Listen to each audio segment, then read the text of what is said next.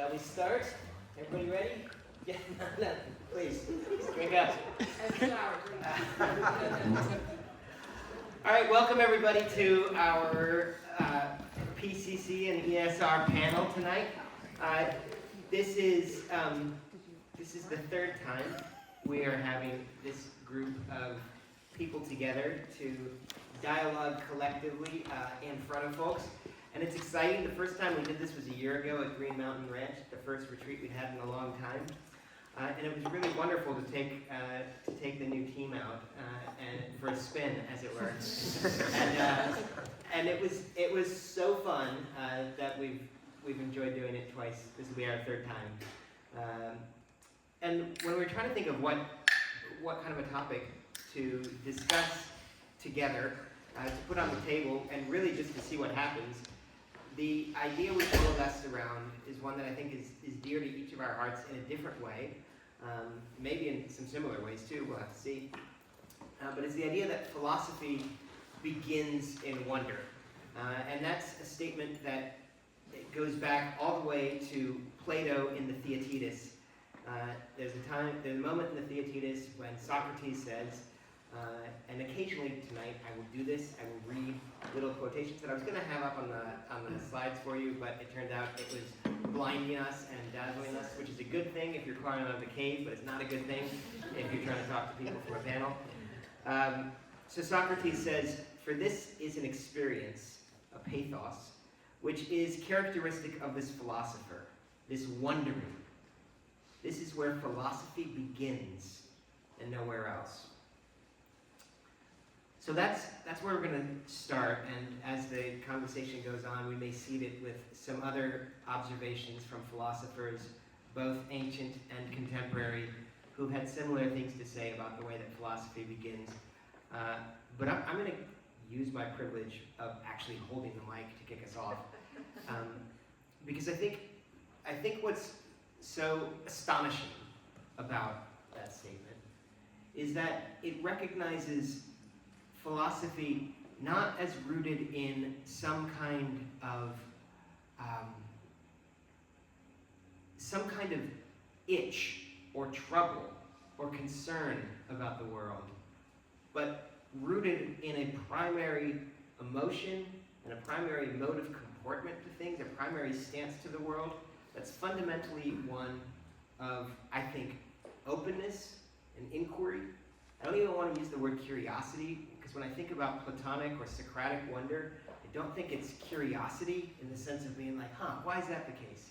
It's something that's deeper than that. There may be that initial puzzlement, but it seems to me that puzzlement is different than wonder. The word Plato uses is thaumazein, which is this great Greek word that's related to also things like the word we sometimes use to describe a miracle or something like that. A wonder is something that stops you in your tracks, and fills you with what William Desmond calls primal or primary astonishment. I think of it when Becca was talking today.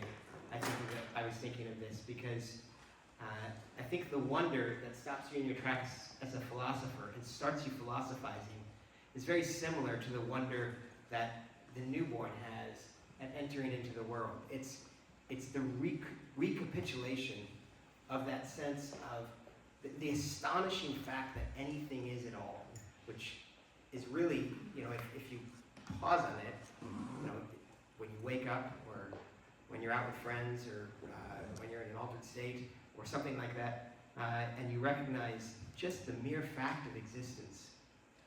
The sheer fact of existence is just enough to keep you glued to your seat and thinking and opening.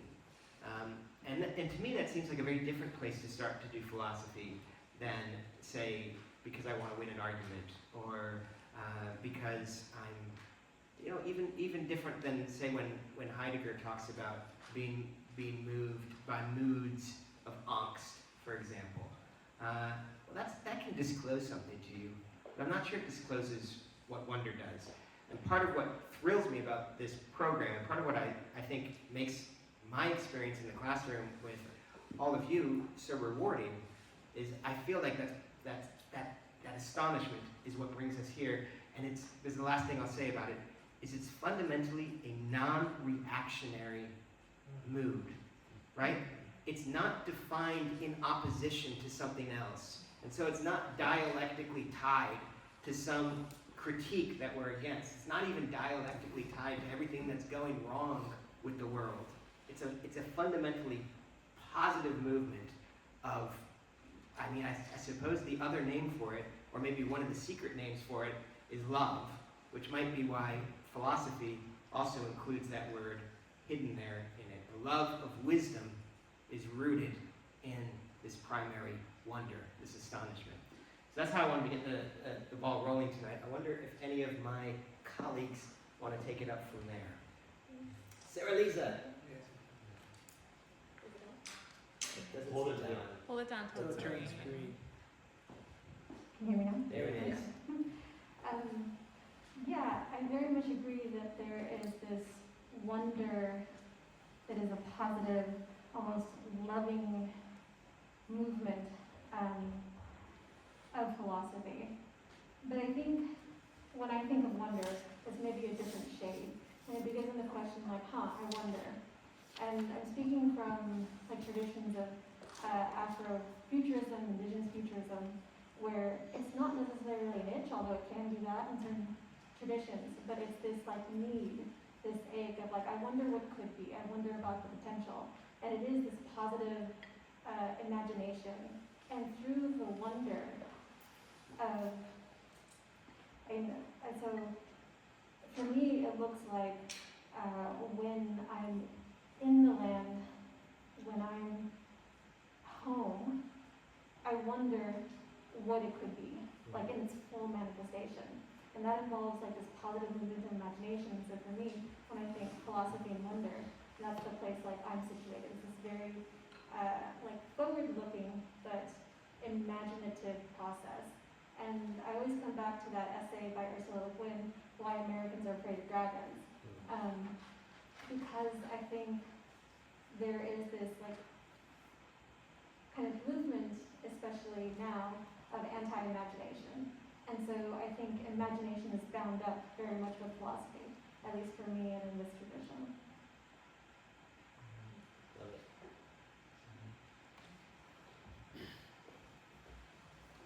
Yeah, I want to piggyback on some of these ideas and work towards the idea that wonder is sublime on the one hand, and on the other hand is a vocation. So hopefully I can say what I mean by that, but I think that wonder, and this is coming from Spinoza slightly, and maybe this is not the full wonder of philosophy, but wonder involves encountering something that we cannot schematize, that what we've gathered from our past, what we've prepared to understand things with, doesn't fit what we're encountering. And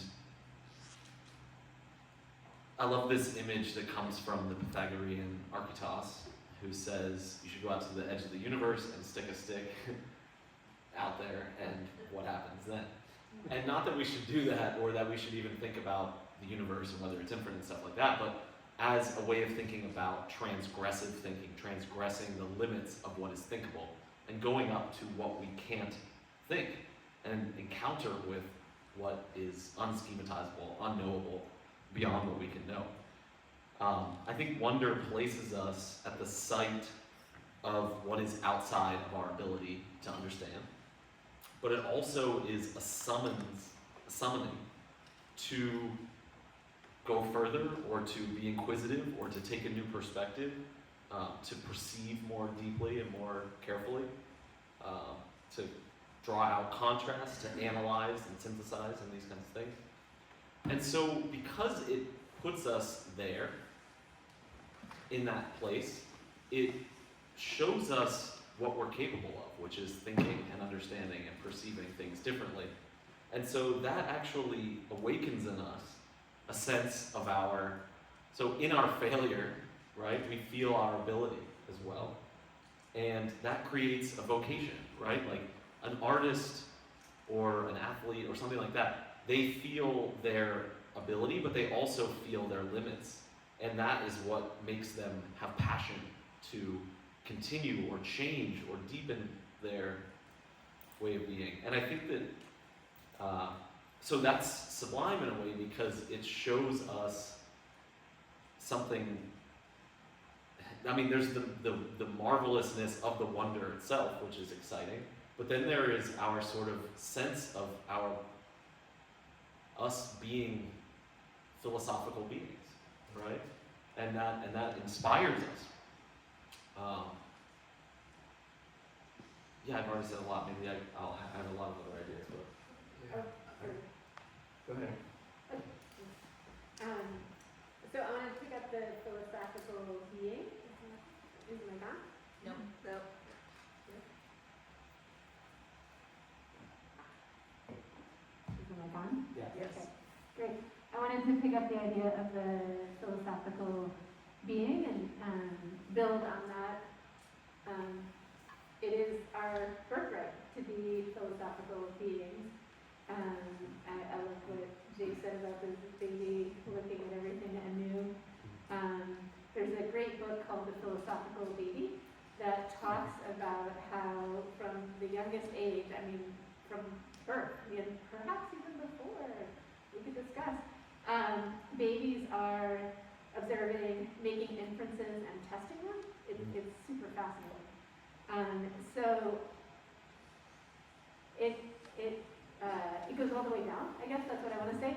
And even outside of the human species also, there are studies of apes, for sure, again, testing inferences, making inferences and testing them, and expressing wonder when things don't turn out the way they thought that they would.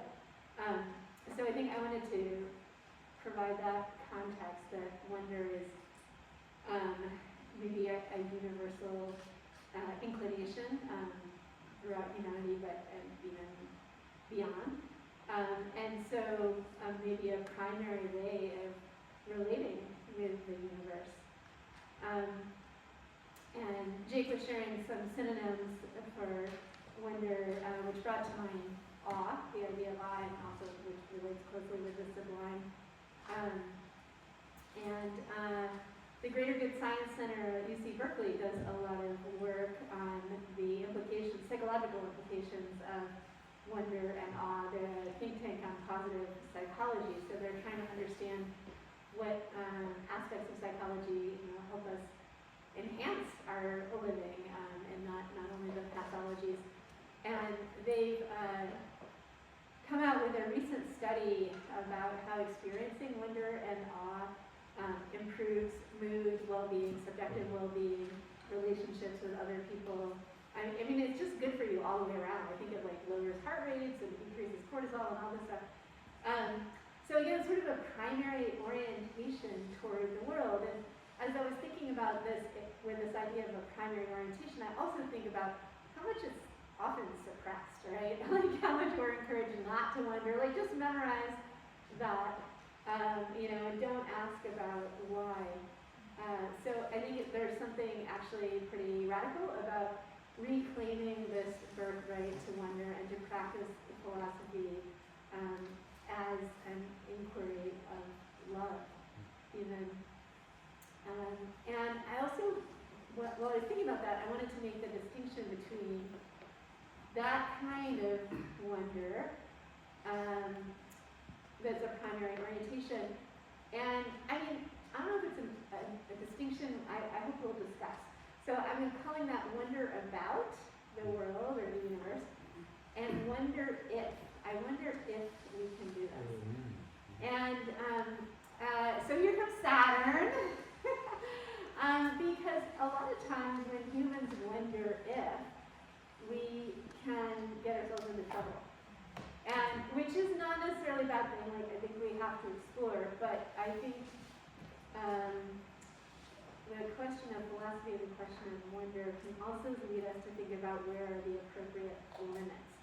And when I think about wonder if, I'm just really thinking about a lot of technological developments and a lot of explorations that have had,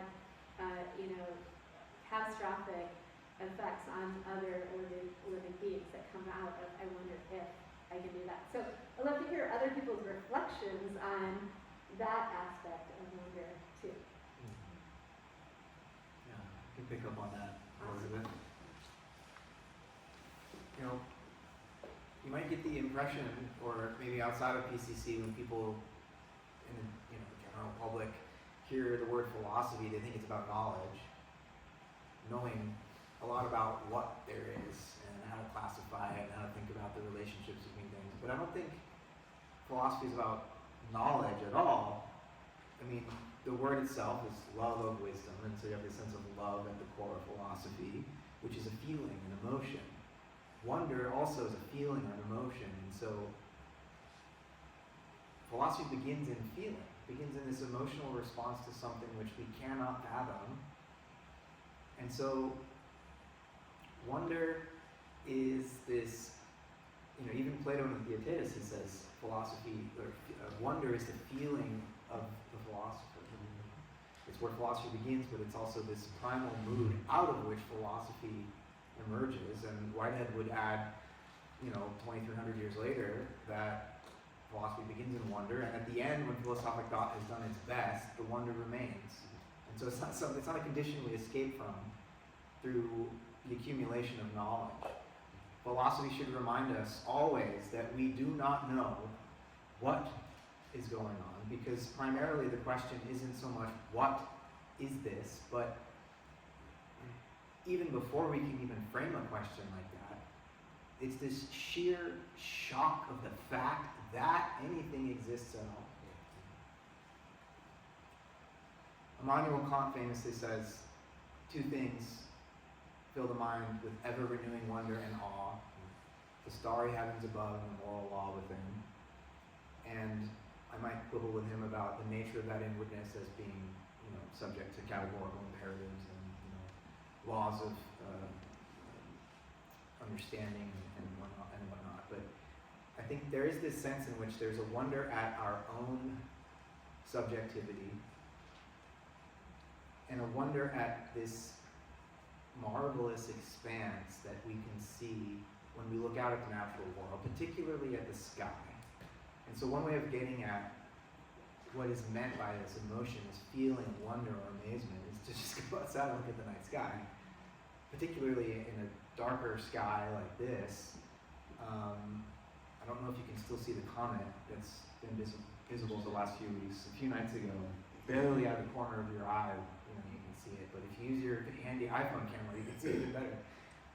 But the starry heavens above, Plato had this intuition that our sensory encounter with the motions of these lights in the sky was an appearance, he would say.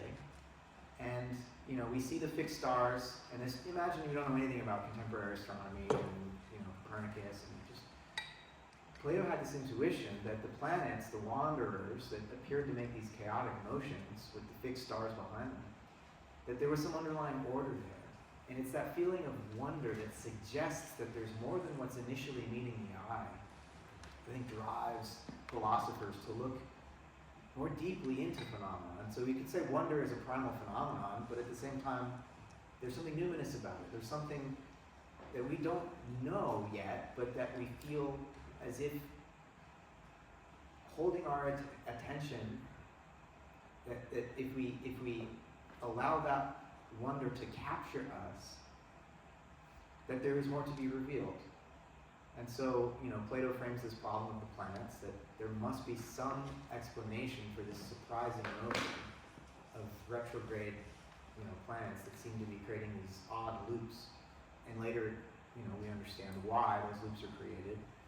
But what instigated that pursuit of a deeper understanding was this initial sense of wonder, which seems, at least as Plato framed it, to be there's a mismatch between our sensory experience of the world and our intellectual understanding of the world.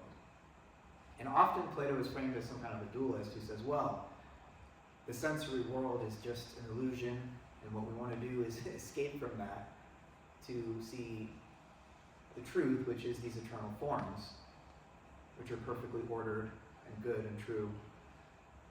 But I think that's only half the picture. for Plato, and there's a sense in which, if you think about the Republic where he lays out his divided line, right, where you have the sensible world on one side and the intelligible world on the other, the line which divides the two, you have just bare sense experience on one side of that line, and then slightly better would be the opinions and beliefs we form about that sensory world.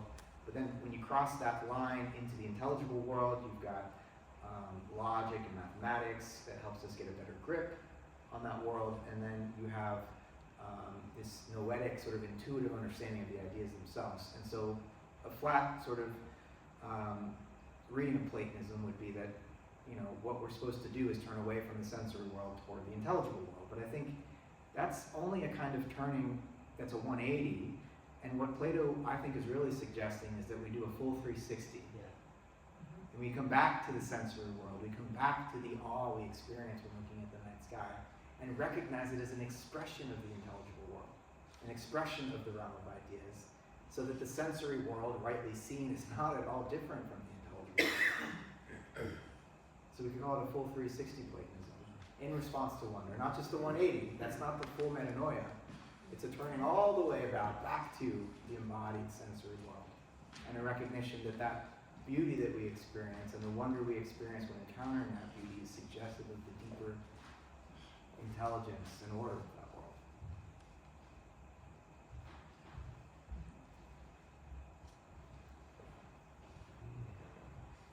Should take that in, take a moment to let that settle. So much there.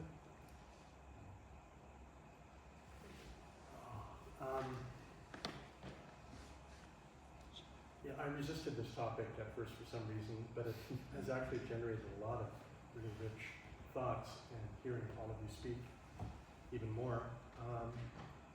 If I try to questioning, you know, what does philosophy really begin with, and well, what is philosophy? If we're talking about the beginning of philosophy, I guess it depends on which tradition we're talking about. If it's the Platonic tradition, and if it's Socrates, then it began with an oracle. And Socrates' apparent refusal to accept the pronouncement of the oracle that he was the wisest man around. So there was a doubting or a paradoxical reception of the divine relative to his own position. So there's something about paradox at the beginning, and this clearly Plato portrays Socrates as being the wisest man around. But he's wise because he at least appears to admit his own ignorance. And he's very skilled at demonstrating the ignorance of others who think they know what they're talking about, right? So at the beginning of the Western tradition, there's this paradox between knowing and not knowing.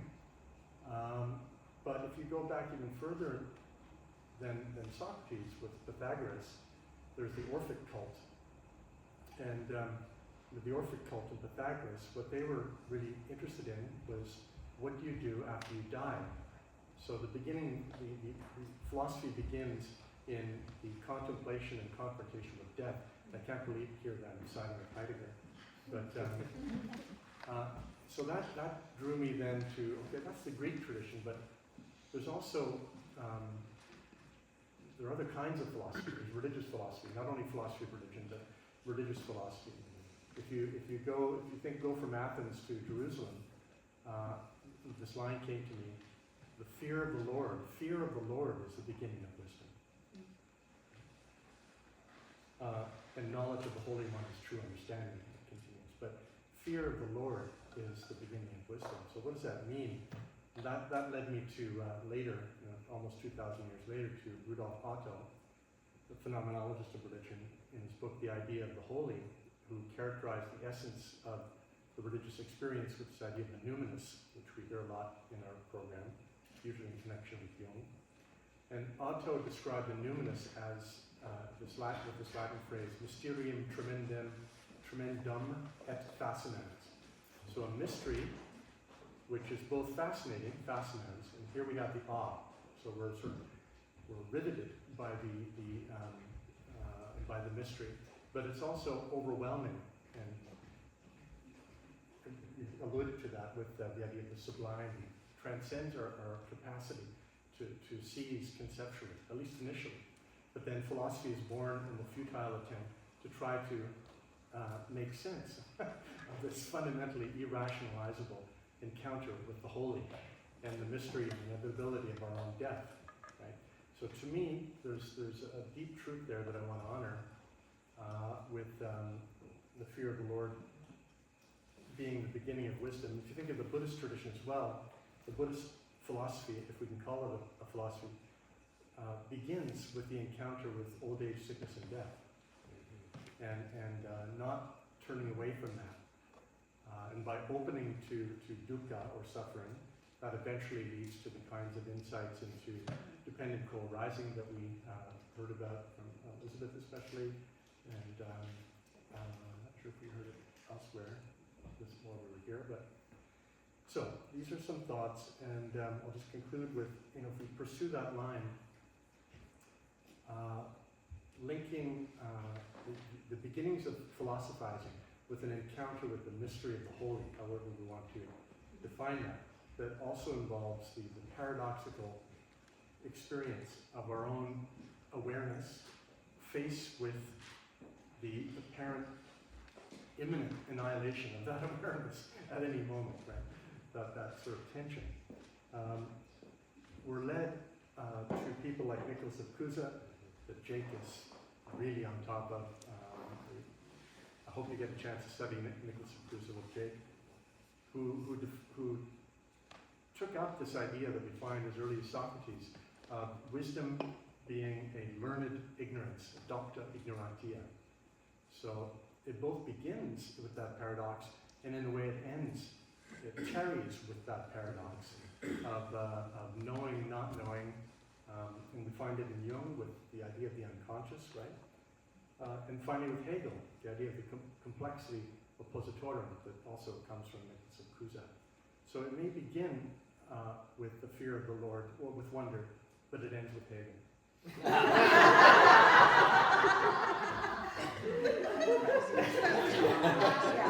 That's like one of those jokes where the comedian just strings you on for the punchline at the very end. Masterful. Goodness.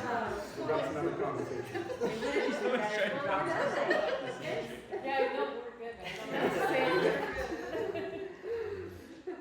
I want to circle us back to the question that Elizabeth posed to us about a distinction between wonder as primary astonishment, sublimity, mysterium tremendum, and fascinans. That mood of wonder that is also, I think, it can involve a kind of reverence. I'm reminded of a line of Owen Barfield's where he says reverence is not just an emotion, it's an organ of perception, which I think is powerful in thinking about this, and about thinking about the openness of philosophy. But then Elizabeth was contrasting that kind of wonder with also the capacity to wonder if, which sets us on the track of projects, right? And I think one way to think about the difference between, there's lots of ways to think about the difference between modern philosophy and modern thought and modern consciousness and pre-modern forms. But one of the things that modernity is marked by is by turning everything into a project, including the capacity to know. This becomes a project to seek to uncover. And a project is also bound up with anthropizing. Is that the word I'm looking for? Not anthropomorphizing, but actually making things anthropic.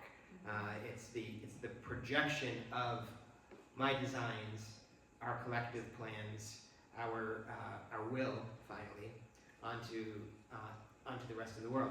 And that's I'm not saying that's a bad thing all the time. That's also a good thing, right? So those of you who are gardeners, there's a way in which gardening is also a project that you're involved in, but it's a collaborative project as opposed to necessarily an extractive or destructive one. So I kind of want to see if anyone else has anything to add about this question that Elizabeth posed to us. And to do that, to get that started, I just want to read this line from the fabulous feminist philosopher Genevieve Lloyd. I'm a big fan of her book, The Man of Reason. It's astonishing if you've never read it. But Genevieve Lloyd says, what begins as wonder, and she's thinking of philosophy, can end in stupidity.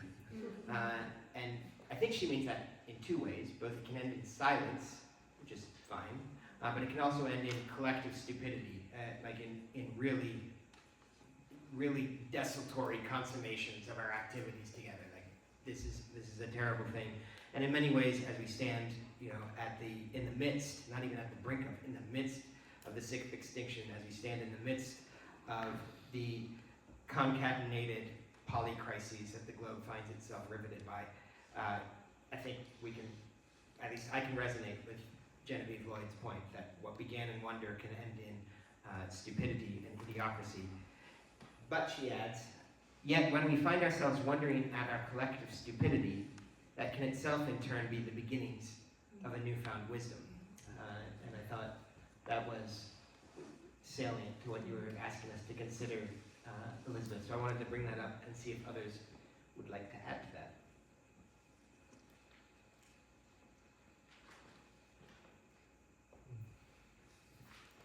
I'm trying to weave together thoughts from the first set of what everyone said and now what you brought up, Jake, so I might try and touch on both if I can remember the beginning of my sentence before I reach the end.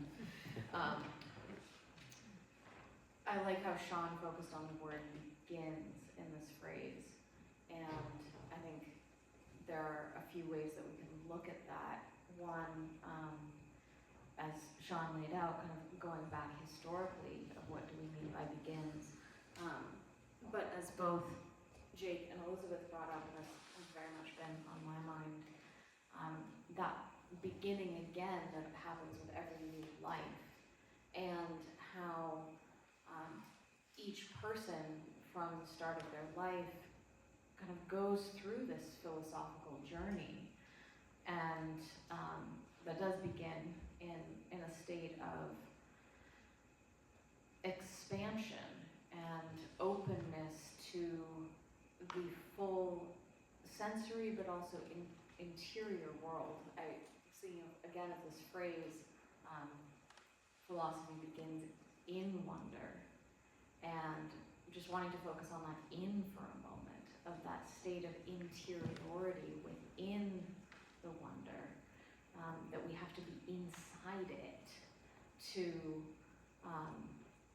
almost see through the lens of wonder. It's like we're looking out from wonder, and I think that is especially apparent when you observe it in a very, very young child who, with each encounter, I can't help but suddenly not take for granted that, oh, this is the first time you've seen grass. This is the first time you've seen a candle lit. This is the first time you've heard words spoken in this way. And that I'd be curious to ask my fellow parents up here, when does that shift happen from when the child is simply taking the world in wonder through the eyes, the ears, the mouth, the grasping hands? When does that shift happen to what you're speaking to, Elizabeth, and that you're asking us to think more about, to I want to do something with it? What age does that happen? And what is that to? There's a reason they call it total juice. I'm very curious about that shift of what's happening in those first 2 years, and then that shift at age 2 to, I wonder if I do this, and oh, that wasn't a bad idea. And that each person is going through that philosophical journey themselves,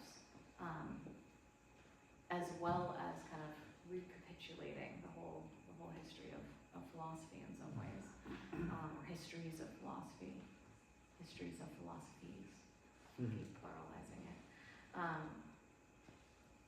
And then this doesn't have to be answered. This is just a question to put out to every person here of where are you in your philosophical journey as an individual in relation to a whole history unfolding of philosophy.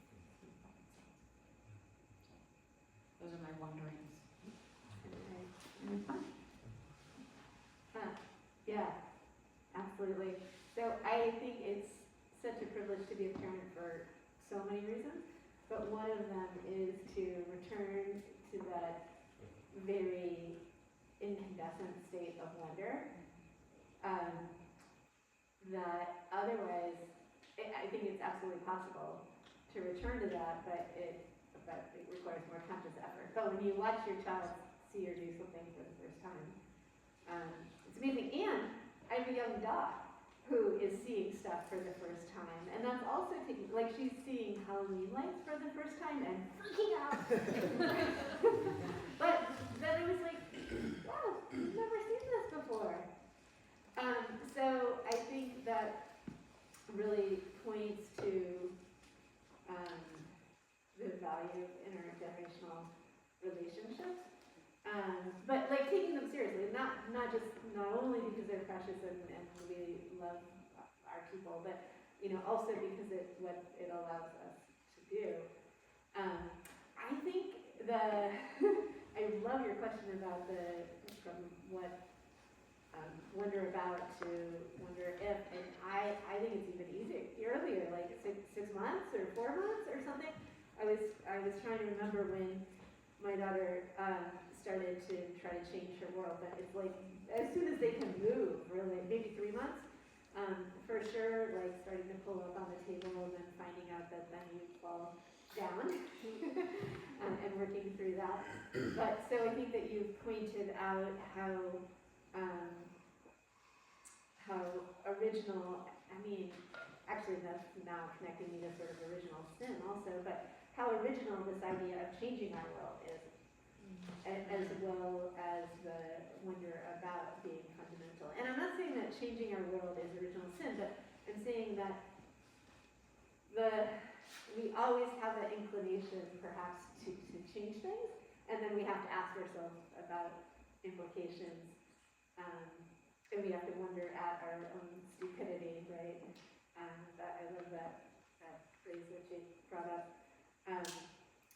So I was also thinking about some of the other ways that we can reignite our wonder as adults, and of course, like so many contemplative practices and mindfulness practices are really about reigniting wonder and being in the present moment and noticing the breath entering the nostrils, and like, well, that's actually completely amazing, but it happens so many times throughout our lives. So there are a lot of ways that we can connect with wonder, but as children are a very special doorway.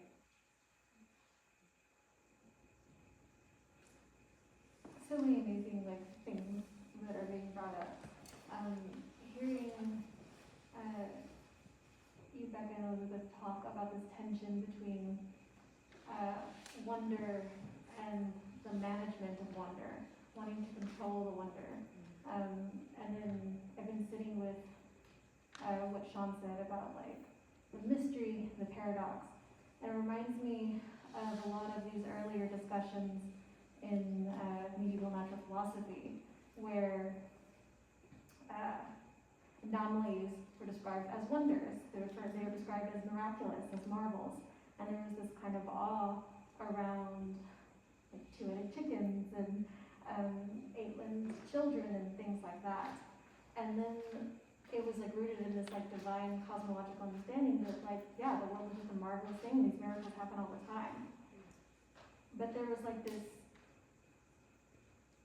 dark seed in that. They're oh, this isn't normal. And hearing you talk, Elizabeth, about well, isn't the breath amazing? It's this everyday thing we do, but it's really just wondrous. Whereas if you exclude something this is all boring, it's banal, but this one thing here is wondrous, it led to the shift to think, oh, well, this marvelous, wondrous thing, it's really wrong. And so then it shifts into the management of wonder. Well, how can we prevent this from happening? And so there's this like drive to rid the world of wonder, and just be in that vulnerable place of like, yeah, everything in the world is like wondrous. Like, I think the average person really underestimates the interconnected complexity of what's going on in their bodies right now, from neurological processes to circulatory systems. And when you really think about it, you're like, holy shit. Like, and just the complex networks, evolutionary.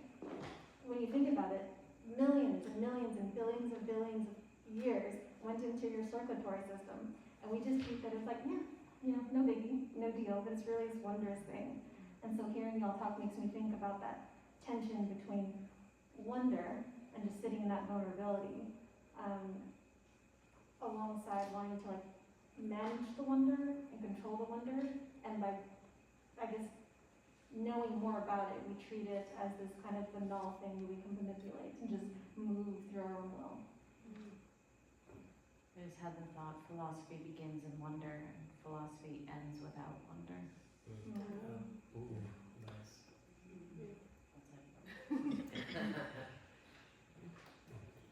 No, I just wanted to ask you a question of all of you, if we have time, and all of you, you know, we weren't always like formally philosophizing, so I'm curious if there are any iconic moments or experiences in your own life which signaled, announced experiences of wonder, or at least catalysts of philosophizing, and the earliest ones you can remember. That is exactly where I was going to go.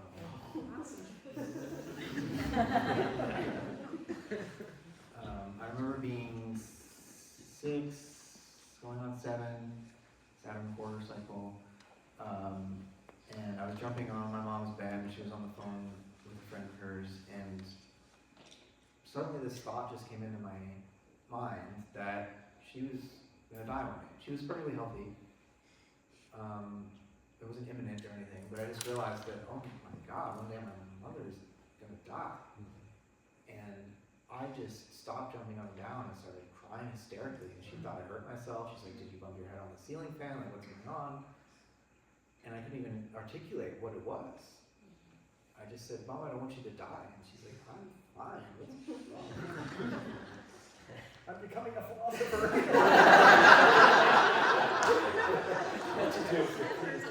So this is the wonder is not just like a joyous, positive thing. Like, it's also kind of frightening. And so I don't know how far to take this etymology, but I've heard it suggested that the German term Wunder is cognate with wound. Wunder is cognate with wonder, which is Wunder in German means wound. And so there's something wounding about the way in which the world penetrates us in this experience of wonder. We're like ecstatically torn open, and we don't know what to do with that initially. And so this rush to try to find closure to that, and then control and master what would otherwise penetrate us and make us feel vulnerable. But you know, I was in first grade, and you know, I would be able to hold together long enough to like get to school after this initial realization that my mother was going to die one day, and then inevitably at some point during the day I'd be like, oh, she might die while I'm at school. Like, I have to make sure my mom is okay, and so I'd like fake a stomach ache and cry and like get sent home, and my mom would leave work and come pick me up, and I would just, you know, need to make sure that she was still there. And this happened for like 2 weeks. Like, almost every day I would need to be taken out of school. And finally what shifted for me is that I realized that I too was going to die. And my relationship to that fact was very different from my relationship to my mother's death. I experienced my own death as, on some level, kind of impossible, in the sense that it would just be like, I would cease to exist. It just didn't make sense to me. I didn't know how to think about that, and I couldn't find closure on that fact. Like, I knew I was going to die, but it just seemed so mysterious to me. And I didn't have the words for it at the time, but yeah, I guess I was becoming a philosopher. And so, the fact that, I focused on my first comment about the starry heavens above, and in another sense, there's this mystery within ourselves where it's not a knowledge that we are immortal or a knowledge that death is not the end, but there's a kind of intuition, a kind of inkling of an ongoingness, of some sense that there is more than we can comprehend.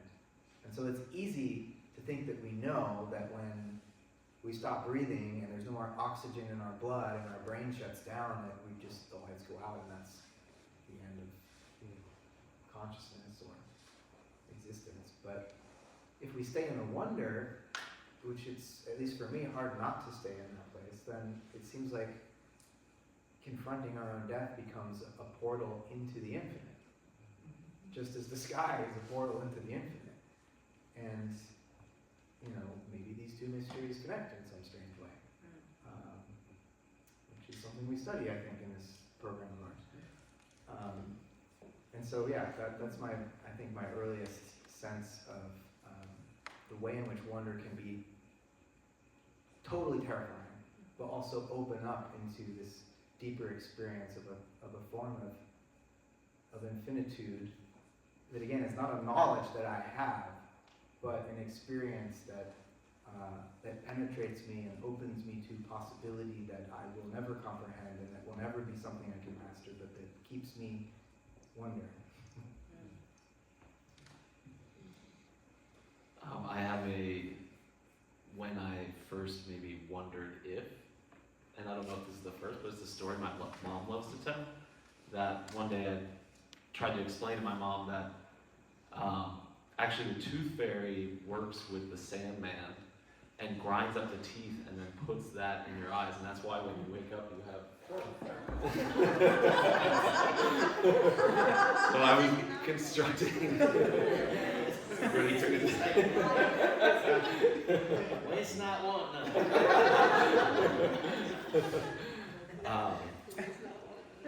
I have a couple thoughts that I want to express. Is Claire?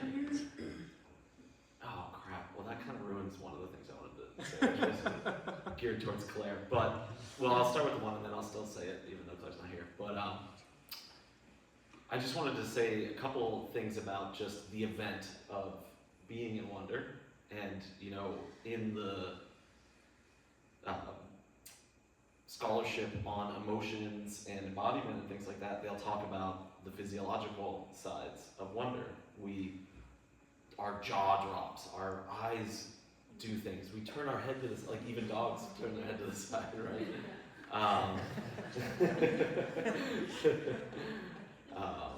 And certainly there can be sort of physiological change to our bodies as we encounter this, and this is how we actually learn about the world and things like that. I think there's also a spiritual change, which I'm getting at by my term vocation, that we feel a sort of calling in wonder that changes us. And I think that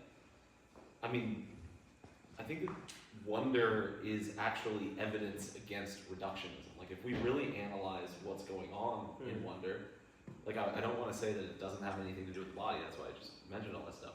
But I do think that we could look at it, and this, I'm thinking with Bergson here as always, but there's something about this phenomenon that just we can't explain through mechanisms and through matter alone, a materialistic explanation. I could say more about that if anybody wants to talk about it, but that would take us pretty far afield. And yeah, the one maybe thing I could say is that when we can't schematize, when we cannot place what we're experiencing into a pre-established context, we feel our whole past in some sense, because we're searching our past in order to bring it. So we feel this cone dilation, if you will, and we feel that we are more than a mechanism. And I think that's what's sublime about it in some sense, and why it's a vocation. Now, the thing I wanted to mention for Claire, because I can hear Claire already saying something like, well, isn't this all so happy, but what about the moral side of this? And is philosophy really just an excitement about the infinite? Isn't there also the finite and the closed and the trapped? And so I want to talk for just a second about remorse, who, according to the Bergsonian philosopher Vladimir Jankelevich, is a type of intuition. And remorse is for Jankelevich, in its purest form, is a intuition that something cannot be otherwise.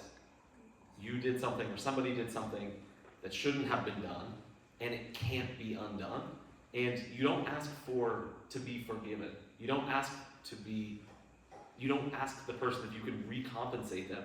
You sit with the fact there's nothing that can be done about it, and that it is undoable. He doesn't want you to get stuck there. Like, he's not a depressing kind of philosopher in that way. But I do think that maybe part of philosophy can begin in remorse as well, and that there is a kind of intuitive sense there as well. Yes. Awesome. Because the question of, when did you become a philosopher, or when did you notice the wonder? I super appreciated your story, Matt, and it reminded me of a time in my own childhood, but it really picks up where Jack left us on remorse, actually. So I'm thinking of the dark side of wonder now, and I really like what you said about something that cannot be, right? So this is when I became an existentialist at 6. When my friend died from diving into the pool. I mean, I didn't realize that until tonight. I mean, I know that, but I didn't realize, like, that's how I became an existentialist, is because that could not have happened. That is impossible that happened. And, but I think that in so many lives, impossible things happen, right? And we wonder about, but that cannot have happened, except it totally happened. And so I think that is the dark side of wonder, but also what advances our questions, right? And advances our thinking about what might be otherwise. So both the remorse, but also that movement toward something else, that ecstasy, right? Movement out of ourselves towards something else. If I may.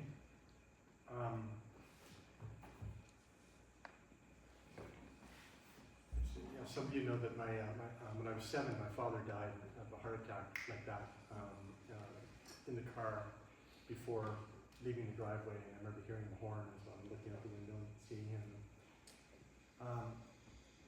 This was, and then the funeral and touching his corpse, and this overwhelming, unthematizable fact of the disappearance of a loved one at that age really marked me, and it precipitated an extended period of reflection on death, and also an attachment to my mother. Realizing she could go at any time, and such that when she would leave in the morning, I would see her walk away, and I would picture this beam coming down from heaven, a kind of protective beam, sort of, until I couldn't see her anymore, so that she would be safe until she got home. But I would have this simultaneous certainty at night that of my own immortality in the way that you were speaking, and sort of praying that I would die before my mother and before my siblings and so on. So there was that. But if I go further back in nursery school, I remember, and I mention it, I'll tell you why, but one of my earliest memories of wonder, it must have been 2, I guess, 2.5. The fence of the nursery school, I remember there was a tree that had grown into the fence. I don't know if you've ever seen that. You know these fences? It must have begun as a sapling that went through, but then as it grew, the flesh of the tree grew around the mesh of the fence, so that the fence was completely integrated within the growing trunk of the tree. And I remember I would stare at that, just this paradoxical image of, I guess now I would think of it as life and the organic and the artificial, but also these mushrooms that would push up and break the concrete. Anyway, these are just two images from very, very young that filled me with wonder and got me on the path. And there was always this paradoxical polarity between the sheer awe and the mystery of what presents itself to us in a way that delights and opens the mind and heart, and then the other sort of mysterium tremendum that sort of faces us when we, particularly death, when we face our own mortality.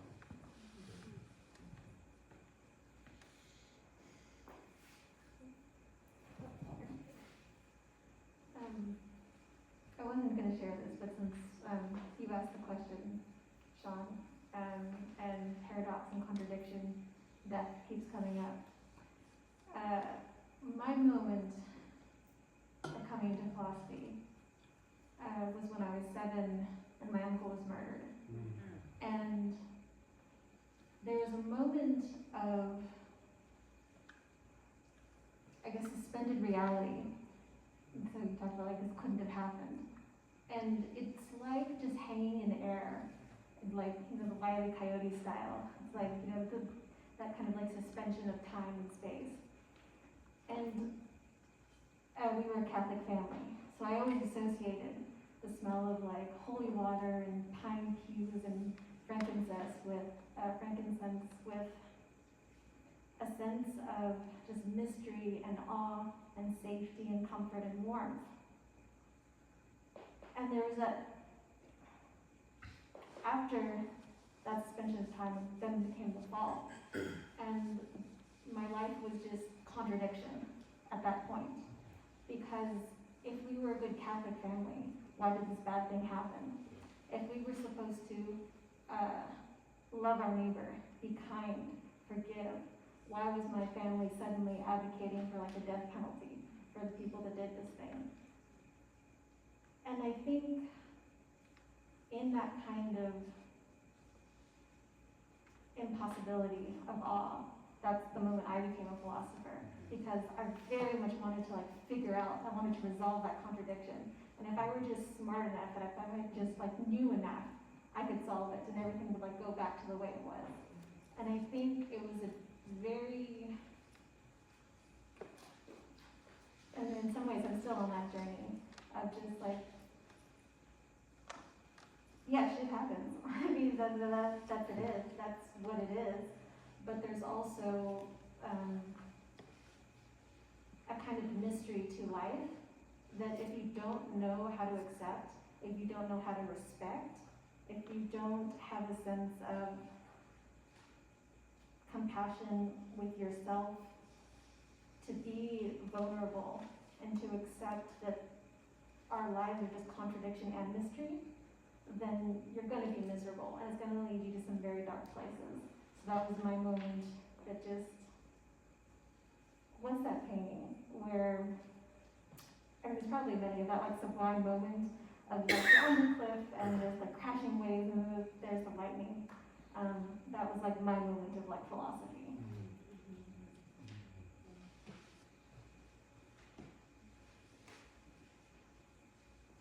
Sorry, I didn't mean to have anyone like follow that up. I'm just really struck by the young age, the 6, 7. It was super interesting, and I don't know enough about child development to know, I have an N of 1 that I've observed, but it's really interesting the sort of insights that so many had right around that 6, 7 age. So, at the risk of ruining the mood, I'm up here with all these like Jamesian Twiceborns who've gone through like intense childhood trauma that set them on their philosophical path. I just remember thinking that. I remember being a child and just being incapable of not wanting to worship everything. I was not raised in a religious tradition. My parents come from a long line of Irish and German Catholics, but they left for some pretty good reasons. And so I was raised outside of any kind of formal religious setting for my first, all my childhood. And but I was just intensely drawn to want to know about the mystery of the world. Anytime a thunderstorm rolled around, I would find whatever excuse I could to get outside and like bury prayers in the earth because I thought thunderstorms would help with that.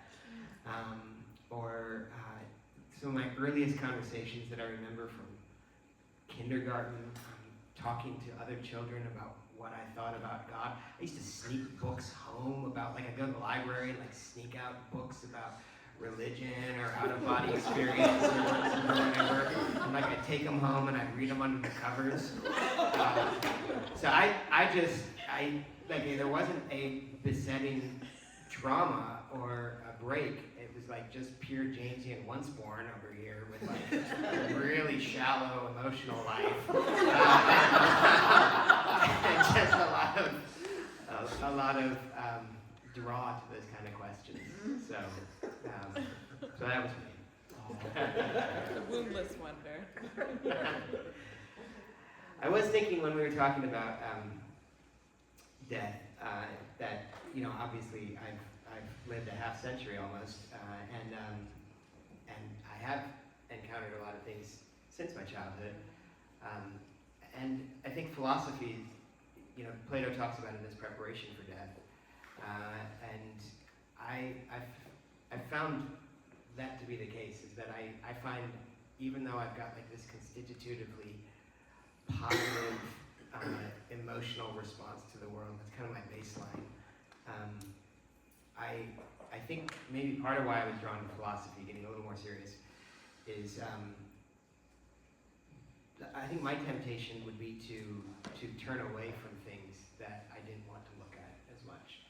And I found that doing philosophy and entering into both formally and informally, like doing the informal, just like bringing things to reflective articulation, trying to sit with them as long as you can, and then formally trying to enter in, trying to like be discipled by the master of my order, Socrates. I felt like that was teaching me to stay with things that I would otherwise want to repress and move away from, and even to enter into them. I never felt that more strongly than during the early days of the pandemic, which was so bewildering and weird and sucked in so many ways. But I found myself just being compelled to sit with questions of mortality without fleeing them or rejecting them or trying to suppress them, but even to recognize in them something that can be, that mortality itself, vulnerability itself, can be profoundly transforming when we don't try to push it away with armor. Like the feeling of being exposed. There's this, does anyone know the story of Actaeon? So Actaeon's a hunter in Greek mythology. He's not a god, he's just a hunter. And he's out with his dog hunting, and he's chasing this stag. And he's following this stag, and unfortunately, the stag happens to run to a pool where Artemis is bathing and being bathed by the nymphs. If you know anything about Artemis, you don't want to come on Artemis when she's unclothed.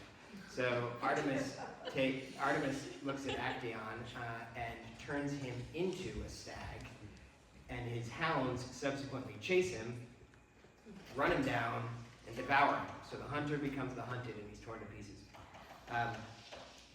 Giordano Bruno, in who has it? It's called Thursday. Giordano Bruno read that, and instead of looking at it as a cautionary tale, and and I've always found this fascinating. A text called the Heroic the Heroic Furies in English, Eroica Furia. When Bruno read it, he saw actions being torn apart by his own animals, by his own animal appetites and things like that. He saw Artemis's transformation of Actaeon into the stag and his then being torn apart as a symbol of Actaeon's divinization.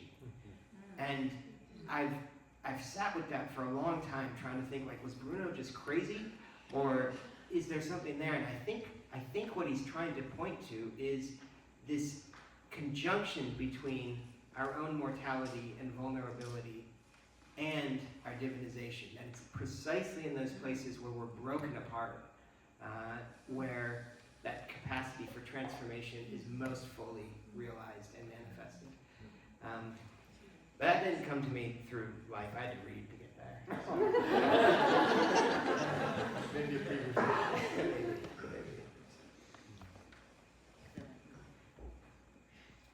There's a place in Jung's Memories, Dreams, Reflections where he says, I went over twice the details of all my life, looking for the answers to certain questions he's having. So I'm sitting up here going over my entire life, wondering what happened, and I don't think I ever became a philosopher.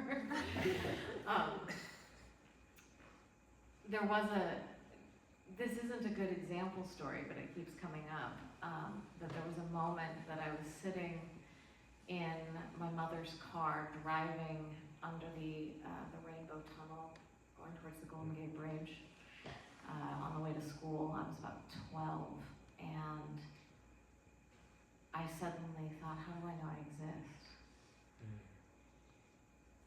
And I thought, well, I'm sitting here thinking that. So maybe I do exist. But then how do I know anybody else exists?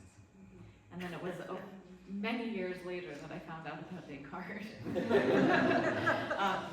But I always get the image of the car and the tunnel and having that thought of how do I know I exist? Oddly enough, listening to many of your stories, the experiences in my life that have been most challenging haven't felt out of place, but there's a sense of relief where I feel like, oh, the loss has taken place. Now I can relax because that thing I was afraid of or what I was anxious about or dreading has become real instead of a potentiality. And that instead of it feeling out of place, it suddenly slots into place. It was about the same age as the question of whether I existed that my parents told me they were separating. And I felt, oh, okay, us too. Like, that's, our family's like that too. And a feeling of relief with that. And it was a long time later before I took it in as a loss instead.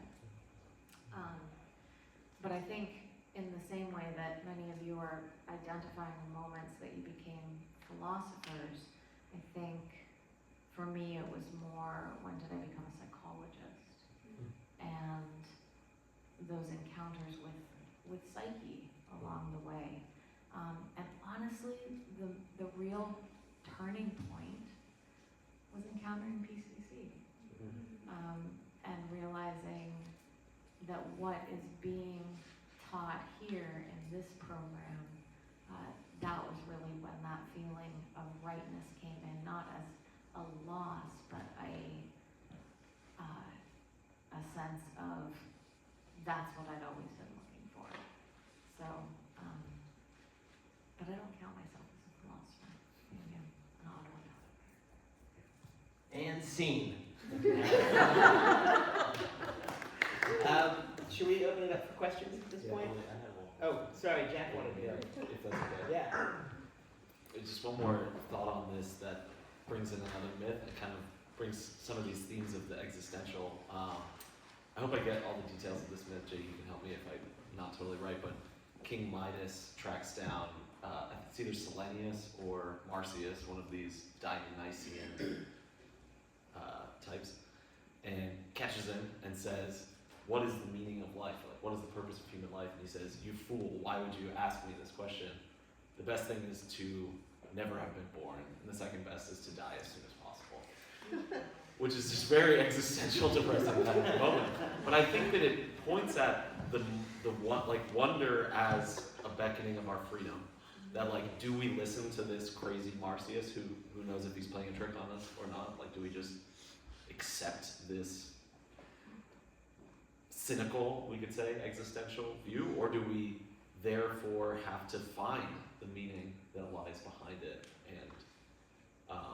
And I think we do, and I also think that we should add one more letter to PCC, be PCCW, philosophy, cosmology, consciousness, and wonder. Why not? I just say on that, how do we know that we're alive if we have not once been dead?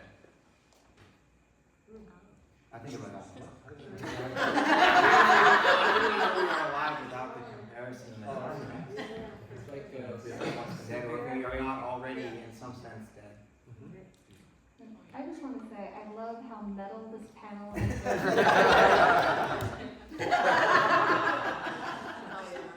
Yeah, should we open it up? Yeah, let's include others.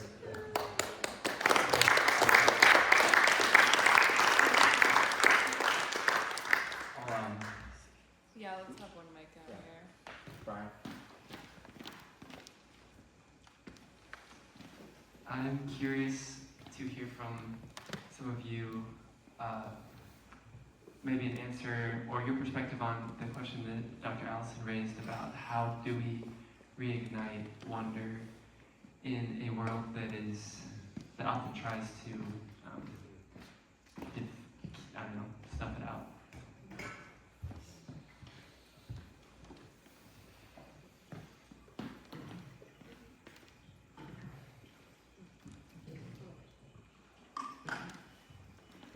I'll just say quickly, that was another point. I can't remember I think both Elizabeth and Sarah Lisa raised some aspects of this, that the domestication of wonder or the bureaucratization of wonder, management of wonder seems to be one of the chief functions of contemporary society, to make sure that sneaky wonder doesn't crop up in the places where it shouldn't, because it's a profoundly anti-ideological capacity.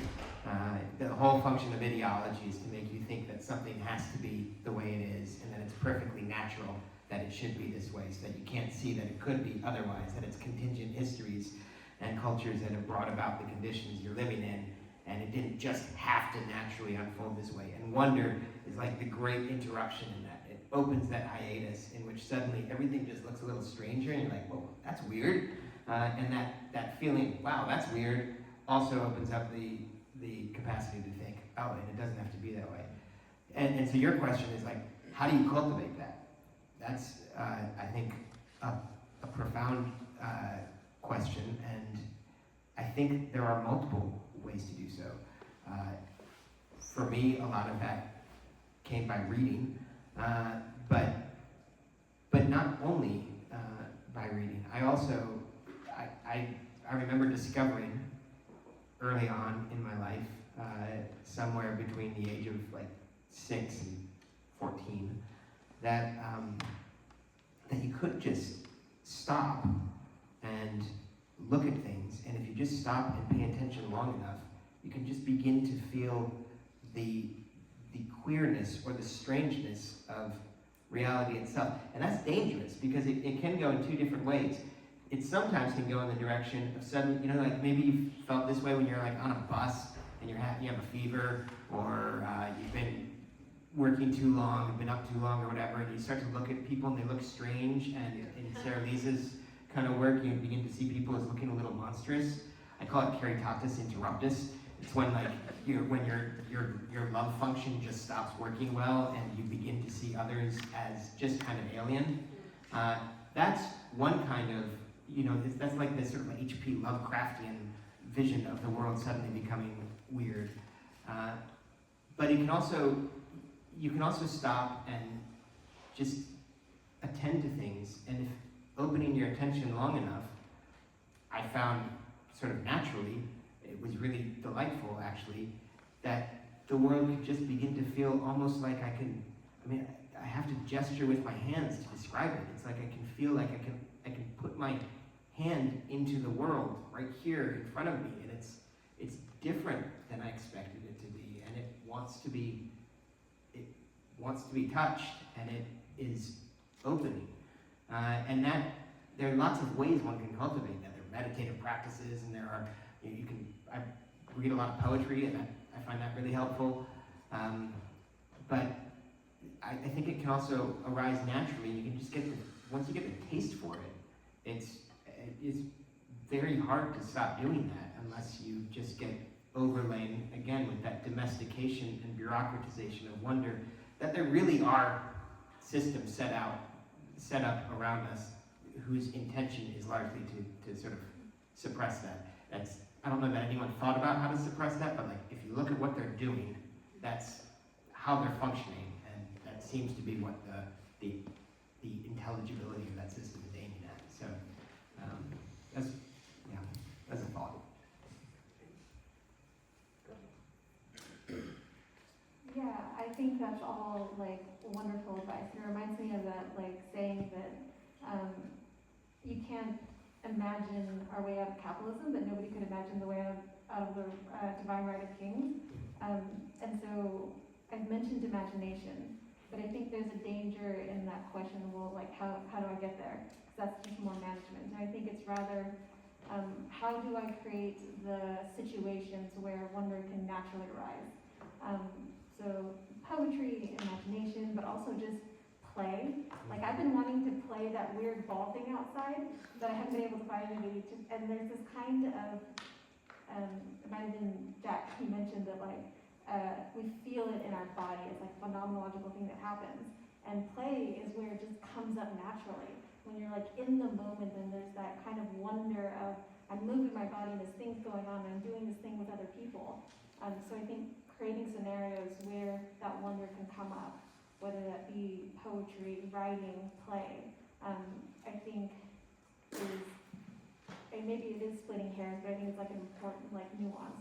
Because I think the wrong thing to do would be like, all right, like wonder, I'm gonna lasso you and like wrestle you to the ground, and you're gonna come where I tell you to. That's kind of the wrong way, I think, to go about it. Absolutely, and I'm glad you went first, because I'll just build on what you said. I also think that when somebody had mentioned that wonder is when reality doesn't match our expectations, and so much of our present life is so managed and pre-prepared and even, algorithmized so that our desires get met all the time. So that's the extinction of wonder. So the best way, in my opinion, to revive it and encourage it is to put yourself in an unexpected situation. Which could be, hey, traveling to a retreat with a bunch of people you don't know, that'll do it pretty well. Like for myself, I really enjoy travel, and especially in places where not everything is going to be set out for me, because then unexpected things happen, and that's super fascinating and wonderful and thought-provoking and eye-opening. And for me, I think it's really different for everybody, so I just wanted to add a couple more ideas. I also think that physically challenging experiences are very wonder-provoking. I mean, again, where not everything is laid out, like the outcome is uncertain, and within a reasonable realm of safety. And for one person, that might be walking around the block, and for another person, that might be climbing Mount Whitney. But whatever it is that sort of pushes or it might be like jujitsu or something, whatever pushes the boundary of sort of your expectations of yourself and of your reality, I think can shift you into a space of wonder, like, well, I wonder if I can do this, or I wonder if I'll get home safely. I mean, don't take me wrong. Don't risk your life. I'm not saying that. Don't start any night fights, okay? Yeah. Like, sit here and give that advice. But like pushing the boundary of what you think is possible, I think, shifts into the space of wonder. Yeah, the other day, Jenna was talking about keeping Austin weird, this campaign to resist the commercialization and corporatization of these places that have this uniqueness. And so maybe it's amplify that even further and keep reality weird.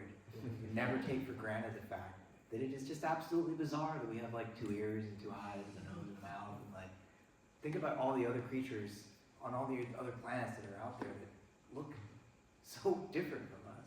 And we're just so used to perceiving this world as normal. But there's nothing normal about anything that's happening right now. And the fact that we are conscious is this gift, this opportunity to remember that reality is weird. It's really weird, and it's contingent. It doesn't have to be this way. Right? There's a plenum of possibility haloing the edges of everything we take for granted. As Brian Swim says, if the universe didn't unfold exactly as it had, we wouldn't have lips. I would add that I think music can induce wonder. Stevie Wonder. There's that. Thank you.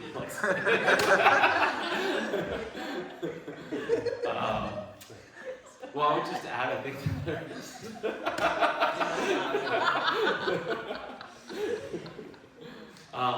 I would just want to like entertain also the fact that there are like accessibility issues to wonder, and that philosophy and wonder and all of these things are a luxury, and so part of the spreading of wonder needs to keep that in mind.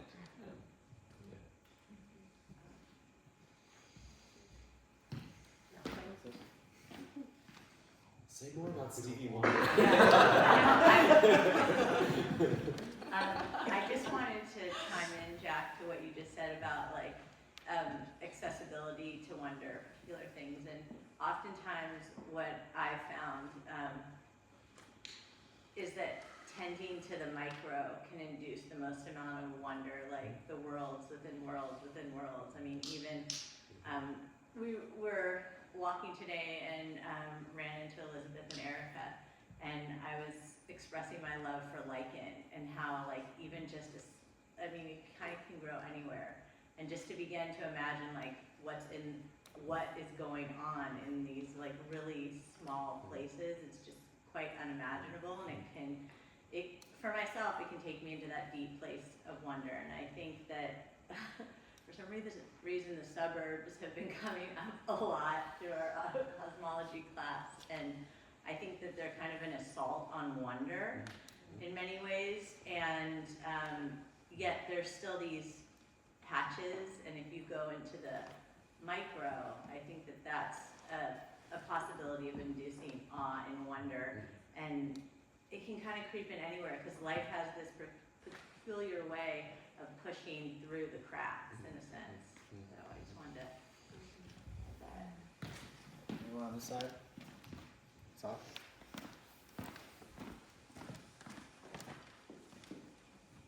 Thanks, Matt. Quick thing I wanted to actually just address to you too, which is that thought-provoking question you left us all with about how can we realize we're alive if we've never been dead. And one just possibility I want to throw out there is that, you know, if we consider that we are not just one individuated instantiation of a person, a human, in this incarnation, in this life form, but rather we are more like an ephemeral process of beings that have constitutively woven the tapestry of who we are now, right, through karma, then I think that punctuation between when we die and then when we are reincarnated or reborn may be able to highlight or create some context around our own ability to recognize, particularly maybe even the times in which we feel the most alive, or just the fact that we are alive, if we can even discern that at all. So that was that point. What I have also been reflecting on is this Mysterium Tremendum, because I've also read a little of Rudolf Otto, and this sitting with the paradox of terror as well as wonder. But then I think of the distinction, really, I feel, between saying that something is wonderful and saying that something is awful. right? And there's like two ways to think of awful, like awful with two L's, right? And I feel like the Mysterium Tremendum really speaks more so to that latter part. But then when we think about this context of what do we discern as being more full of awe or full of terror, awful, does that have to do with our context? Maybe that is our karma, maybe that is our, inherited psyche or whatnot, because I'm sure that we could find cases or evidence in which people have these rupturous experiences of the numinous, and they feel as if they're being split open, but it is exactly like that feeling of the simultaneous co-instantiation of terror and wonder, and not just the looking at the sky and feeling that wonder and revelry, but I think we've all, maybe, at least had that feeling of just like more so like the pure wonder, of like the pure awe that's not, this is absolutely terrifying in a way that my nervous system feels as if it's a threat, right? But like my nervous system is potentially activated on this spiritual level. And I'm thinking about that along the lines of, how humans have discerned, like Sarah Lee's research has talked about, who's considered sort of the more awful people who are demonized, what we discern as something that is to be demonized or not, is that contextualized, or is there some semblance of essentialism that we can recover, maybe from, birth, right? Like the baby encountering the sky for the first time. Could that be considered an essentialized sort of notion of looking at the cosmos and seeing that that is wondrous and that's not actually terrifying?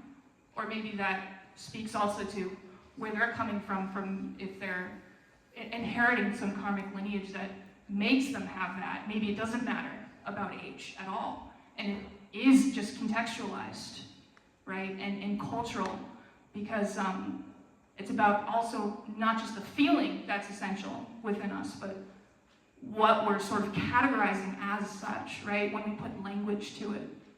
So I just wonder if anyone wants to speak to any of that.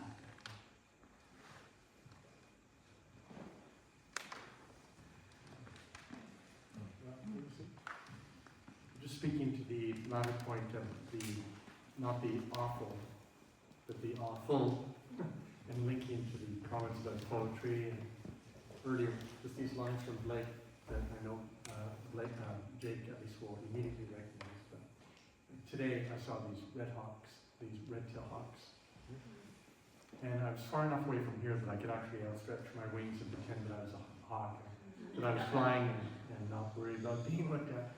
But it brought to mind just now these words of Blake. How do you know that every bird that cuts the airy way is an immense world of delight, closed to your senses five? So that's how we can, one suggestion of how we can cultivate wonder is by looking for these opportunities to open up a resonant delight that our senses five sometimes closes to.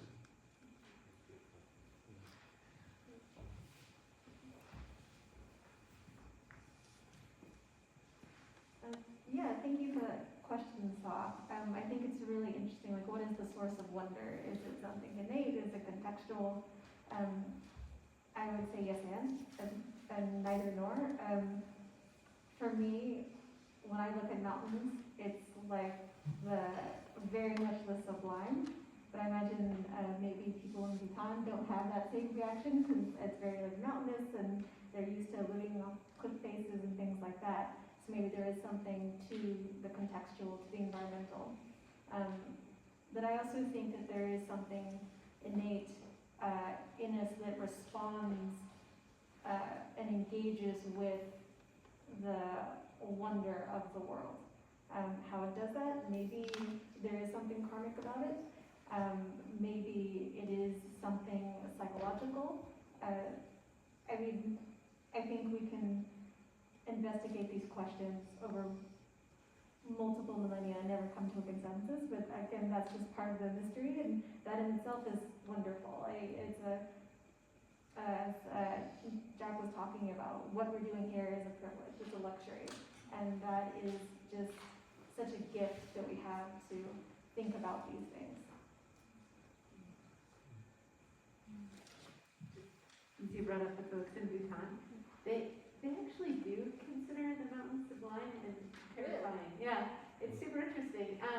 Because life is so precarious, and I think we've alluded a bunch of times to the precariousness of life giving rise to wonder in a number of different ways. And that is really tangible there because of this verticality and because the roads are on cliffs. And on the regular, people and yachts fall off roads or trails and often perish. I know many people who have lost loved ones who fell off a road. It's weird. How commonplace it is. So people really have that sense of terror sublime, like towards the steep mountains and cliffs, because of that precariousness and the preciousness of life. Okay, so we have a consensus. If you want to experience wonder, go to the top of the mountains. Don't fall off. Yeah, don't fall off. Just watch someone else fall off. Yeah. I think you took the wrong lesson, though. I don't know. I was just listening.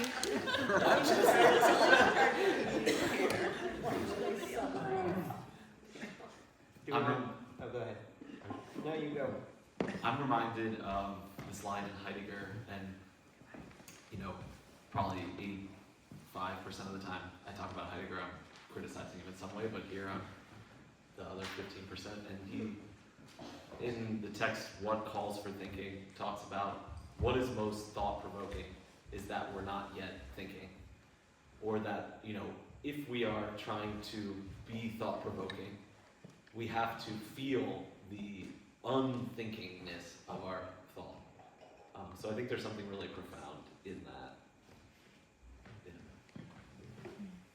Jesse,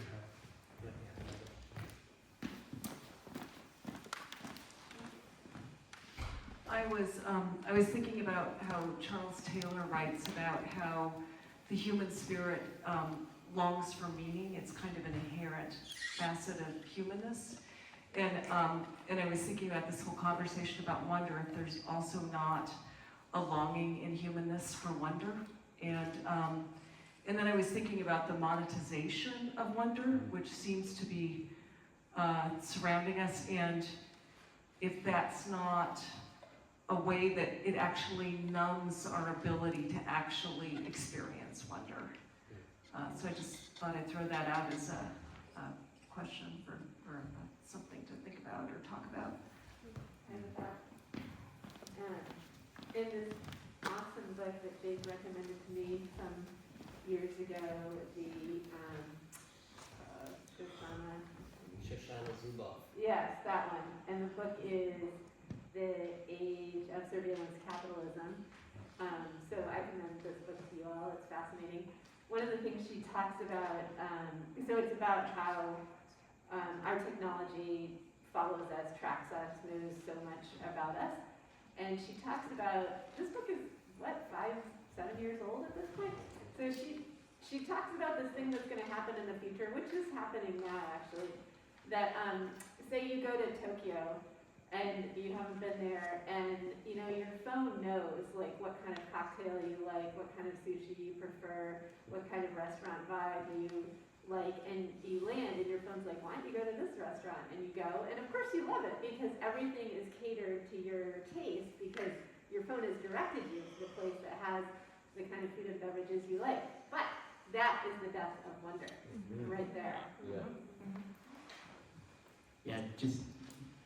I think when you're describing that, you're describing something that, as Jesse was suggesting, seems to give you wonder, but it gives you wonder on the cheap. It gives you frictionless wonder.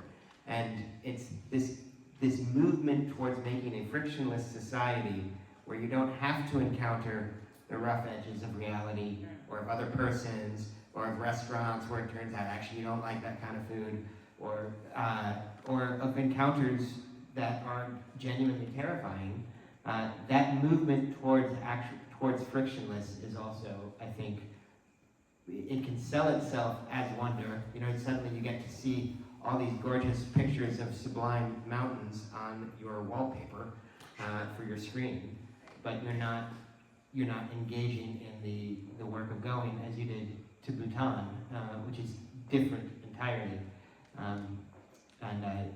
Yeah, anyway, frictionless wonder is wonder on the cheap. It's a kind of engaged participation in a way, where you're just not, it's not being passively handed to you, but you're kind of showing up for it in a And you have to put yourself out there. Yes. Like that's why I was saying some challenging situation, I think, is more likely to provoke wonder, because you have to move out of your preconceptions of yourself. It's ecstasy, like moving out of the self towards this other thing, other situation. Yeah. I'll just add like one quick thing. There's like a show, Modern Marvels or something, where you explain these giant dams and stuff like that, but they tell you how to understand it. It's 10,000 cheeseburgers tall and stuff like that. And by understanding it, it loses its wonder. It becomes a Gotcha. Exactly. 50 bicycles. I was having trouble picturing how big that dam was until I thought of it in cheeseburger size.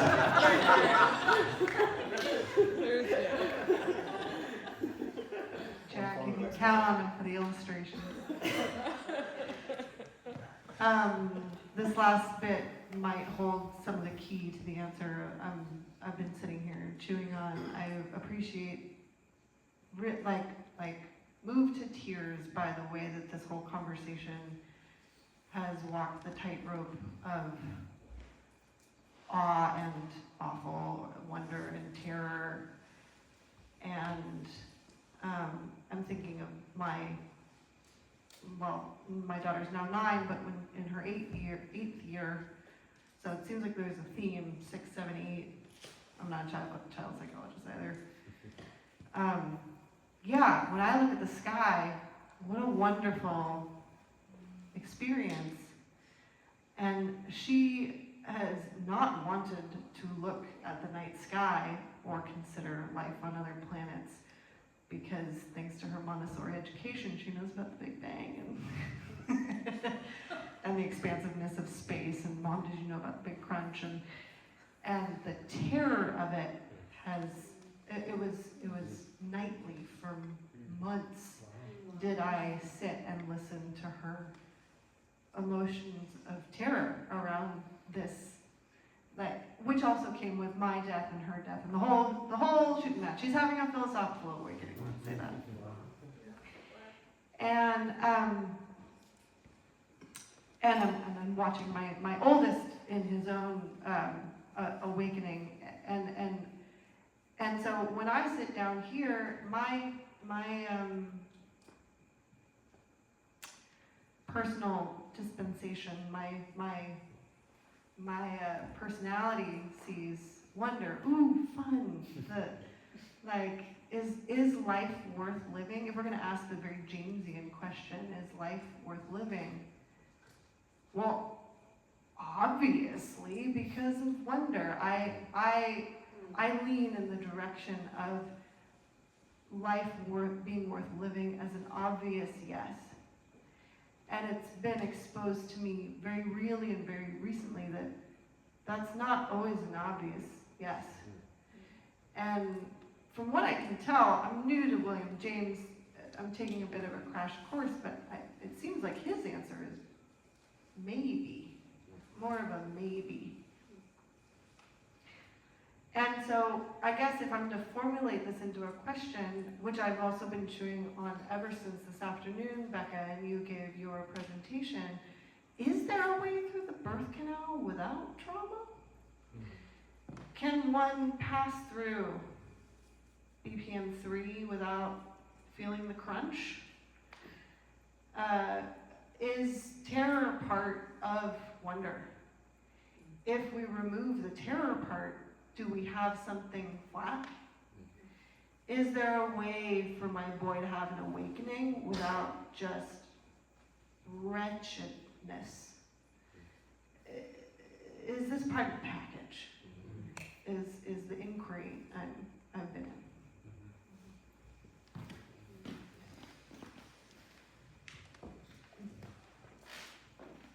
The immediate sense that I had after giving birth was that no, you can't pass through the birth canal without it being a trauma. Even when everything is done exactly as you would hope or seems right or, the best possible conditions. And that in itself, just speaking intuitively of that experience, seemed that was the initiation. That was the necessity of incarnation. So I don't necessarily want to say the shift that I went through in perspective, but the acceptance I went through was that trauma isn't wrong and doesn't need to be corrected, but accepted and held and nurtured and held as sacred, yes.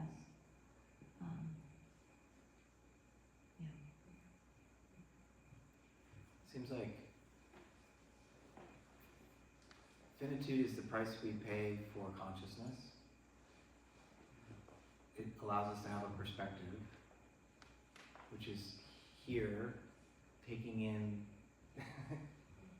as much as we can. We can't take in everything, but wonder is the experience which occurs when the finite meets and mingles with the infinite, and there's something beyond life and death about that experience of wonder.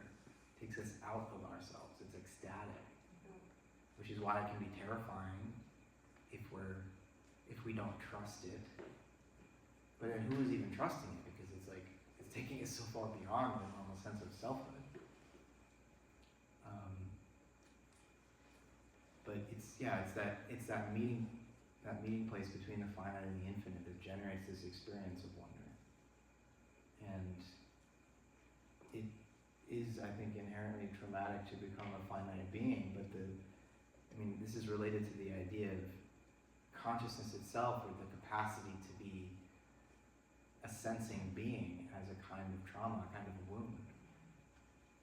I don't know if this is biologically accurate or not, but you could think of like the first eye, like the evolutionary origins of vision in a kind of a wounding. And initially, like the light entering into the body of an organism is kind of painful, and gradually, that wound can become an opening to the world to sensitize us to what's going on out there. But its origins are a trauma, and that paradox seems somewhat baked into the nature of being. And of course, the origin of our discipline is in the West, at least, philosophy begins in wonder and it ends by the murder of the best Athenian by the Athenian state. So it's not like wonder can be a positive. It can be a mood that codes positively in many circumstances, not in all.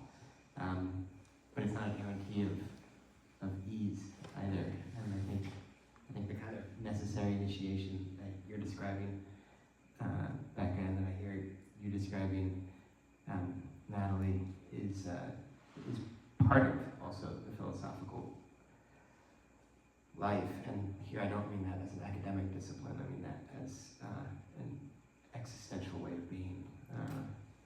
And Socrates even describes it that way, as preparation for death, which is not a small thing.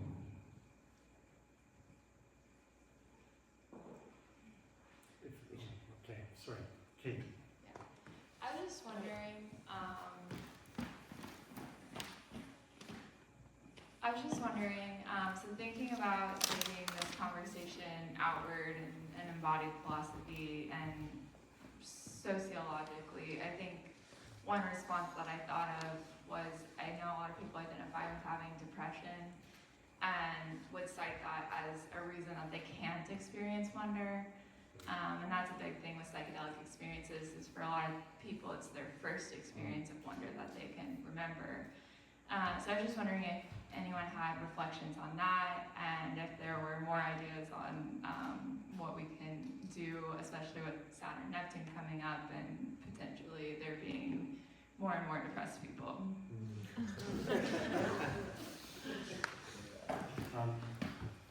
If I may briefly,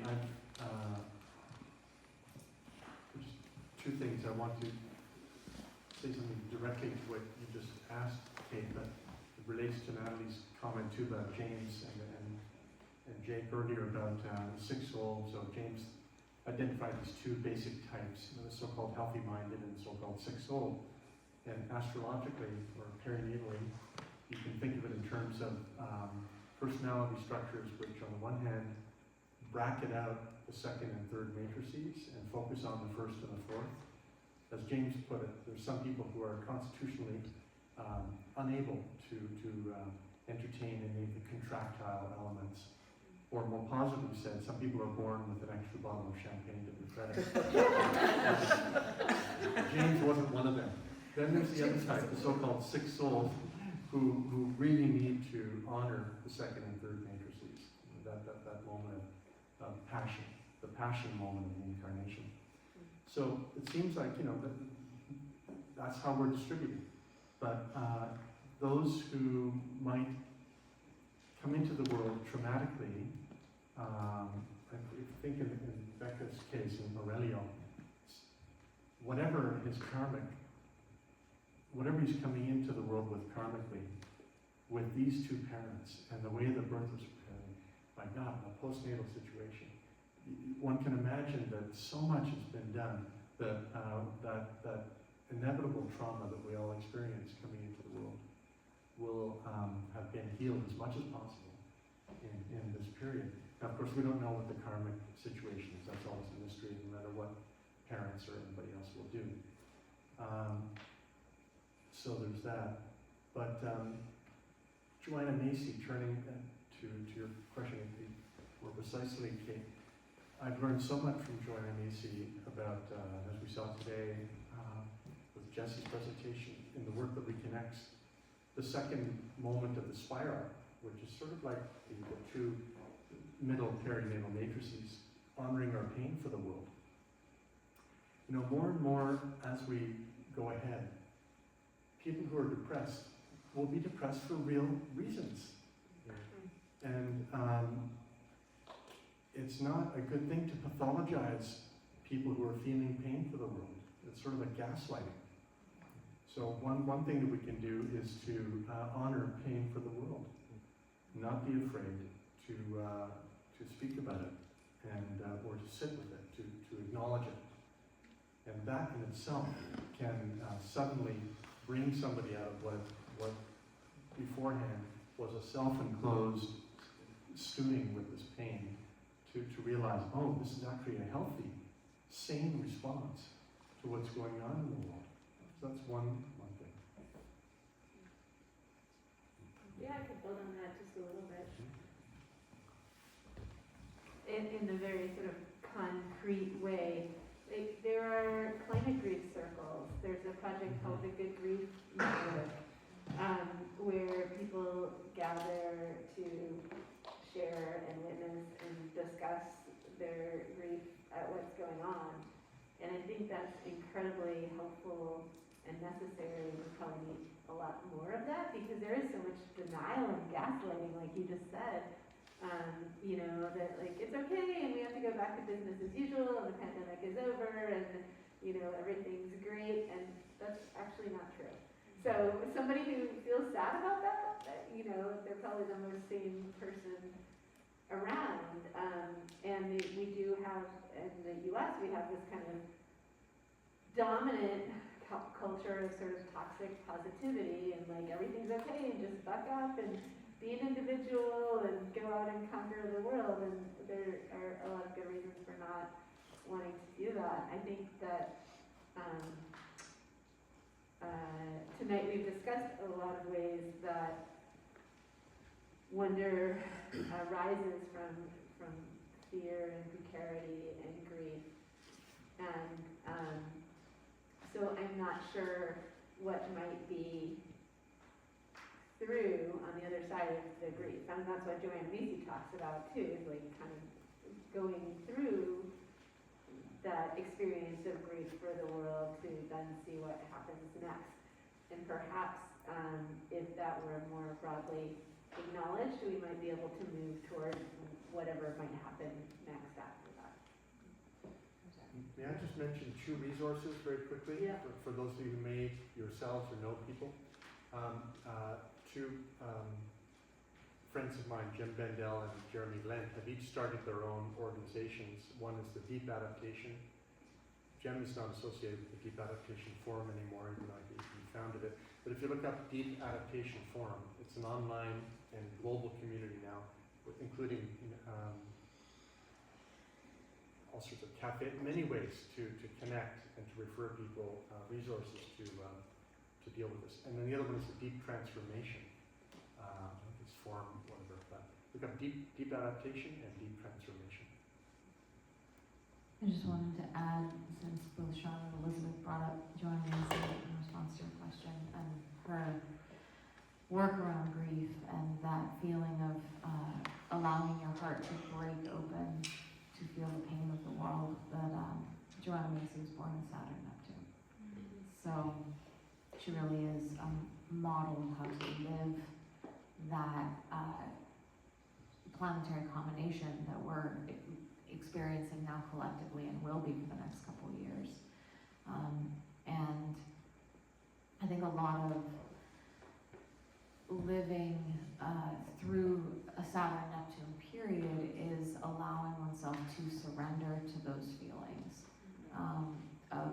of grief, of depression, of malaise, of anxiety, of confusion, but also finding ways to embody each of those archetypes. So Saturn is the principle of structure and discipline and time and practice and ritual. And if we can use those Saturnian principles in a way that Saturn, instead of being a block or negation that cuts us off from the Neptunian divine or sacred or sense of meaning, that we can use those Saturnian practices and rituals as a kind of container to instead invite that into our lives. So dedicated spiritual practice, for example, even at the most kind of minute scale, can be the touchstone that gets one through that kind of dark night of soul that Saturn Neptune can be.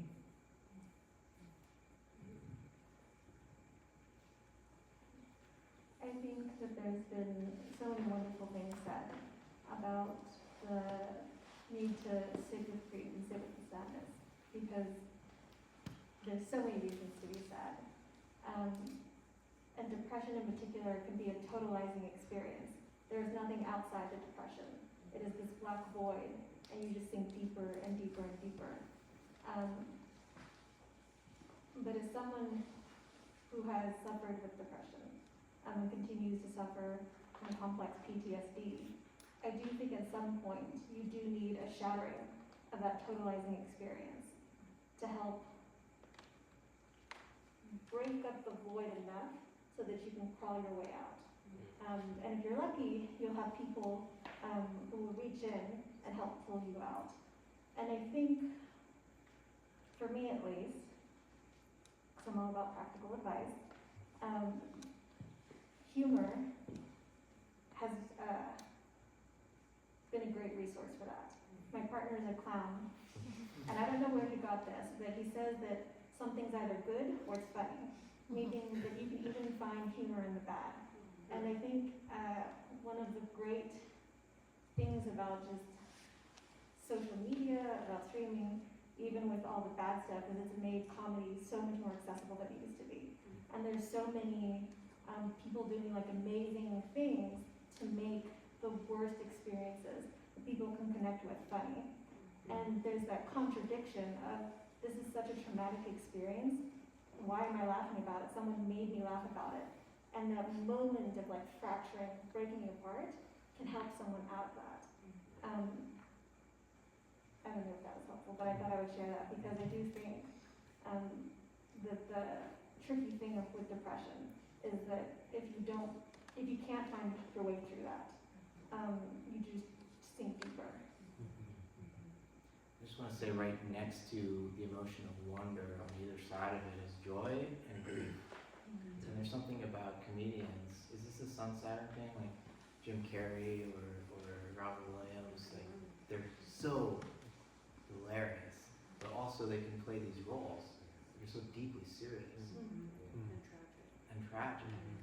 And so there's something very intimate about on either side of the wonder. Like you can respond to it with joyousness, or you can respond to it with deep grief, just because of the sheer like fragility of everything, and that both of those are valid responses. And humor stands right in the middle of that. Like, what's like the capacity to see something that's funny is, I think, partially related to the human being stretched between those incongruities about our own nature, and like that's what's funny oftentimes is we point to those incongruities where everything doesn't line up, and that's partially why we laugh. Yeah, there's this famous saying, so if you've ever seen a clown with the white face and the like triangle eyes, Joseph Grimaldi was the one that popularized that. And his life is just full of contradictions. So on the day he proposed to his wife, a piano fell on him, and he has this famous saying that I cry all day so that I can make you laugh at night. And I think that it's inherent in that like contradiction, that like just tension between like that joy and the grief. Yeah, he had a crazy life. Look him up. I think we should probably bring it to an end because we've gone for 2 hours here. I don't want to destroy bodies out there sitting too long. Does that sound good? Should we wrap? Okay. I know there are other questions. I'm happy to. I bet a bunch of us will be hanging out and happy to chat longer. But would you please join me? I love this team.